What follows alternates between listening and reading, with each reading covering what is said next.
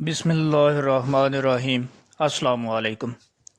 وہ ایک باوقار، عہد ساز اور بے مثال شخصیت کی مالک تھیں، کیونکہ ملکہ کے دور اقتدار میں انسانی ترقی اور انسانی وقار کو بے حد فروغ ملا۔ یہ الفاظ امریکی صدر جو بائیڈن نے ملکہ الزبتھ کی وفات پر افسوس کا اظہار کرتے ہوئے ادا کیے، تو یقیناً آپ بھی تجسس کا شکار ہوں گے کہ ملکہ کی وفات پر سوشل میڈیا پر اتنا چرچا کیوں ہو رہا ہے۔ تو آئیے ملکہ کے بارے میں آپ کو چند حقائق سے آگاہ کرتے ہیں۔ ملکہ برطانوی شاہی خاندان کی وہ خاتون ہیں جنہوں نے طویل عرصہ 70 سال حکومت کی۔ ان سے پہلے یہ آزاد ملکہ وکٹوریہ کے پاس تھا۔ ملکہ کی وفات کے بعد شہزادہ چارلس کو نیا بادشاہ بنا دیا گیا ہے۔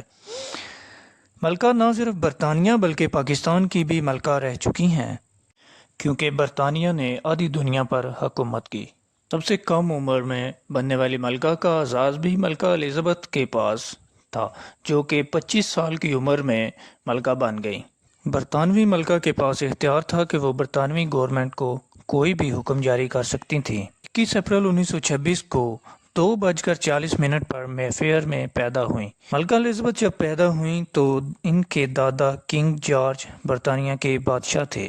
ملکہ کے تایا کنگ ایڈورڈ کا امریکی خاتون جو کہ شادی شدہ تھی ویلس سمپسن کے ساتھ افیئر تھا۔ ویلس سمپسن نے کنگ ایڈورڈ سے شادی کرنے کے لیے اپنے سابقہ شوہر سے طلاق لینے کا فیصلہ کیا۔ کنگ ایڈورڈ نے پیار کے لیے تخت و تاج کو قربان کرتے ہوئے امریکی خاتون سے شادی کر لی اور کنگ ایڈورڈ کو شاہی محل سے نکال دیا گیا۔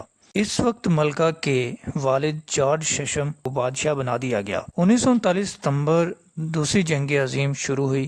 ملکہ نے 1945 میں آرمی میں نوکری کی اور آرمی میں خدمات سر انجام دیتی رہیں، ٹرک چلاتی رہیں اور سامان کو ایک جگہ سے دوسری جگہ پہنچاتی رہیں۔ ملکہ کی شادی اپنے دور کے کزن فلپ جو کہ ڈنمارک اور گریس کا شہزادہ تھا سے شادی ہوئی۔ فلپ سے ملاقات کے وقت ملکہ کی عمر 13 سال تھی۔ یاد رہے فلپ برصغیر کے آخری انگریز وائسرائے لارڈ ماؤنٹ بیٹن کے بھتیجے تھے۔ ان کے درمیان کافی عرصہ خط و کتابت بھی ہوتی رہی۔ 1947 ستمبر 20 میں شادی ہو گئی، جس میں ملکہ الزبتھ کو 2500 گفٹ بھی دیے گئے۔ 1992 میں ملکہ بنتے وقت ملکہ کینیا میں موجود تھیں جب انہیں پتہ چلا کہ ان کے والد کنگ جارج کا انتقال ہو گیا۔ اس وقت وہ 25 سال کی تھیں اور 32 ممالک کی ملکہ بنی۔ 1955 تک پاکستان کی بھی ملکہ رہیں۔ دوستوں آپ کو بتاتے چلیں کہ ملکہ الزبتھ نے 129 ممالک کا دورہ کیا۔ ملکہ نے فرانس کا دورہ 13 دفعہ کیا اور کینیڈا کا 20 دفعہ دورہ کیا اور پاکستان کا بھی 2 دفعہ دورہ کیا۔ پہلا دورہ 1961 میں کیا 34 سال کی عمر میں، اور دوسرا دورہ پاکستان کی 50ویں سالگرہ کے موقع پر 1997 میں کیا۔ پاکستان کی طرف سے ملکہ الزبتھ کو شان امتیاز کے ایوارڈ سے بھی نوازا گیا۔ ملکہ کو ڈرائیونگ لائسنس اور پاسپورٹ کی ضرورت نہیں پڑتی تھی۔ برطانیہ کا لائسنس اور پاسپورٹ ملکہ کے نام سے جاری ہوتا تھا۔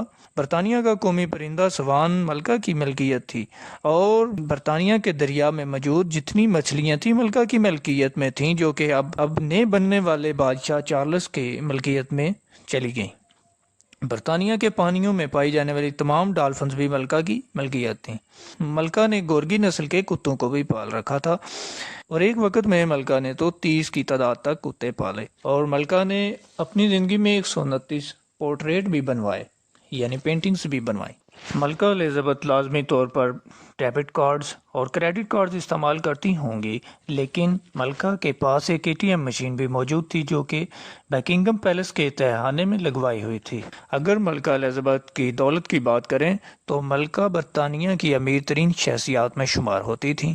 لندن میں ملکہ کے 530 ملین کی جائیداد ہے اور ملکہ کے تاج کی قیمت بھی بہت زیادہ ہے، جس میں کوہ نور ہیرا بھی جڑا ہوا ہے جو کہ $2 بلین کا ہے، اور ملکہ کی کل جائیداد 14 ارب پاؤنڈ سے زیادہ ہے، جو کہ امریکی ڈالر میں 18 بلین بنتی ہے۔ ملکہ کو ٹیکس کی مکمل چھوٹ تھی، لیکن 1992 کے بعد ملکہ نے اپنے طور پر ٹیکس ادا کرنا شروع کر دیا تھا۔ ملکہ کبھی اسکول نہیں گئیں، بلکہ ٹیوٹرز محل میں ملکہ کو پڑھانے آتے تھے۔ ملکہ کے پاس کسی بھی شخص کو برطانوی پارلیمنٹ کا رکن بنانے کا اختیار حاصل تھا۔ ملکہ برطانیہ الزبتھ ای میل کا استعمال کرنے والی پہلی سربراہ مملکت تھیں۔ ملکہ نے 26 مارچ 1976 کو پہلی ای میل ارسال کی۔